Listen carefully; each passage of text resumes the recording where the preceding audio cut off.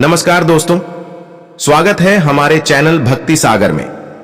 दोस्तों, यदि आप हमारे चैनल भक्ति सागर पहली बार देख रहे हैं तो सब्सक्राइब करना नहीं भूले। दोस्तों, मनुष्य के जीवन में ऐसे तरह की चीज होती हैं जो उसके घर पर नकारात्मक और सकारात्मक प्रभाव जरूर डालती है।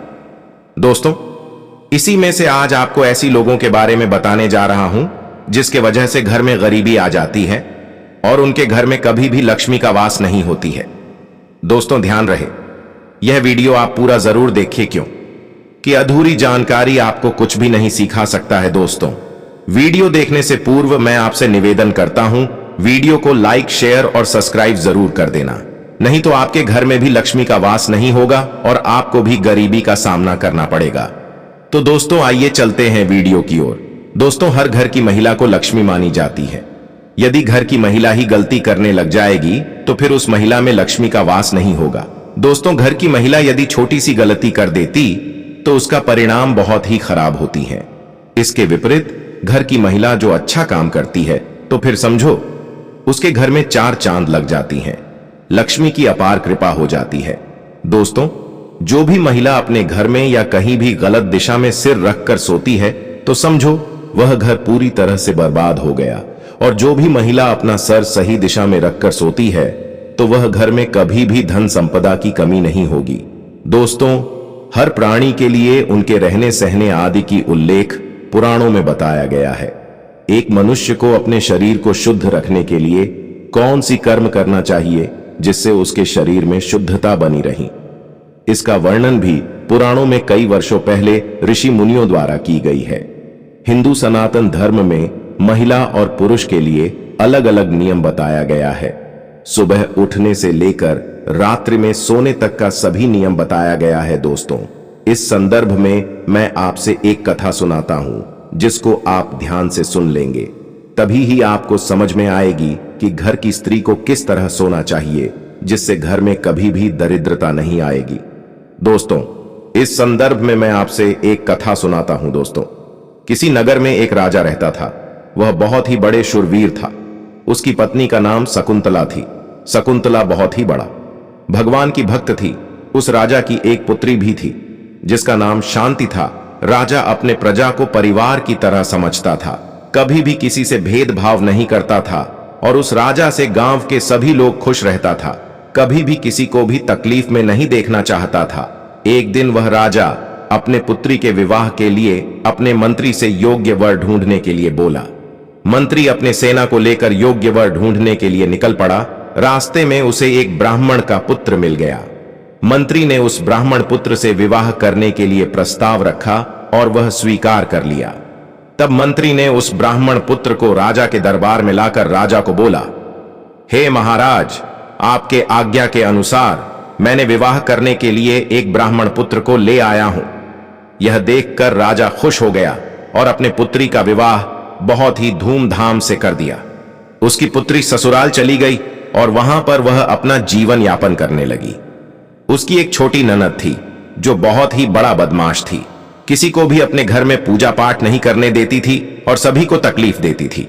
जो भी लोग धार्मिक काम करते थे उनको धार्मिक काम नहीं करने देती थी और सभी को परेशान करती रहती थीं। एक दिन वह शांति ने अपनी पति को बुलाकर सभी बातें कह सुनाई। शांति की पति ने भी अपने बहन को खूब समझाया, लेकिन फिर भी उसे कोई फर्क नहीं पड़ा और अपने मनमानी करती रही। वह अपने घर में जैसे मन वैसे ही सो जाती थी, किसी भी दिशा में पैर रखकर सो जाती थी। इस तरह उसकी आदत दिन पर दिन खराब हो गई और धीरे धीरे उसके घरों में गरीबी आ गई और शांति के घर में खाने पीने के लिए कुछ अनाज नहीं बचा। फिर शांति और उसके पति घर घर भीख मांगने लगी।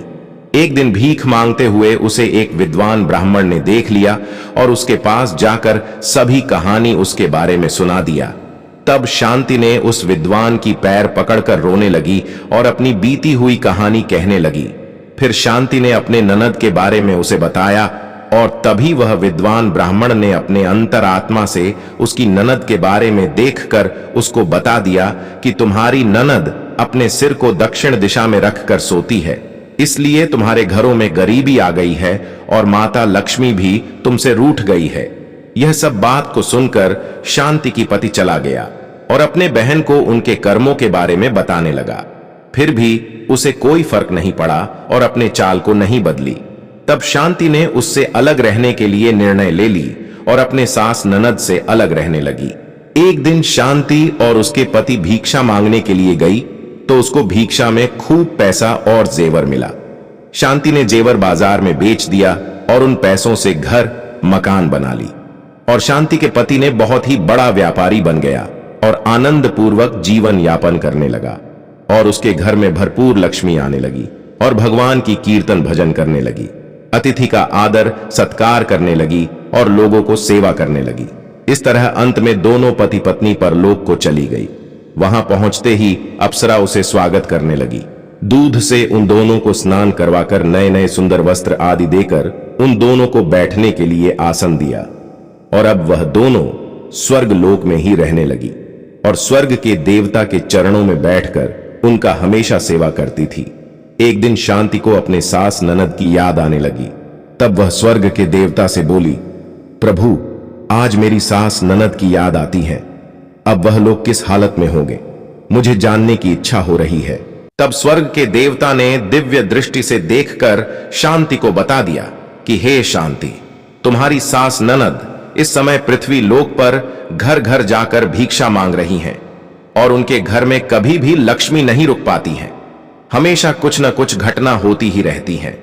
यह देखकर शांति को अपने सास ननद पर दया आ गई और स्वर्ग के देवता से निवेदन करने लगी कि मेरी सास ननद को इस दुर्दशा से बाहर निकाल दो।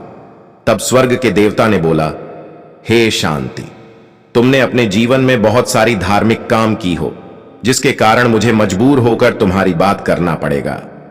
तब स्वर्ग के देवता ने एक बुढ़िया की भेष बनाकर आई और शांति के ननद और सासू को समझाया कि आपको घर घर भिक्षा मांगने की नौबत आपके कर्मों के हिसाब से ही मिल रही है। आपकी पुत्री हमेशा गलत दिशा में अपना सिर रखकर सोती रही, कभी भी अपनी गलती स्वीकार नहीं की। यदि अभी भी आपकी पुत्री अपनी गलती को स्वीकार कर सही दिशा में अपना सिर रखकर सोएगी तो आपके घर में लक्ष्मी आ जाएगी। यह बात कहकर स्वर्ग के देवता अंतर ध्यान हो गए। फिर शांति के ननद ने अपना सिर दक्षिण दिशा में नहीं पूर्व दिशा में रखकर प्रतिदिन सोने लगी। फिर उनके घरों में लक्ष्मी आने लगी और वह खूब अमीर हो गई और अंत में सब सुख भोग कर स्वर्ग लोक चली गई। दोस्तों, जिस घर की महिला अपना सिर सही दिशा में रखकर सोती है, उसके घर से लक्ष्मी कभी भी नहीं जाती हैं और न ही उनके घर में कभी दरिद्रता आती है। इसके विपरीत जो भी महिला अपने घर में सिर को गलत दिशा में रखकर सोती है तो उसके घरों में दरिद्रता आ जाती है। दोस्तों, यह जानकारी आपको अच्छी लगी तो हमारे चैनल भक्ति सागर को सब्सक्राइब करना नहीं भूले। धन्यवाद।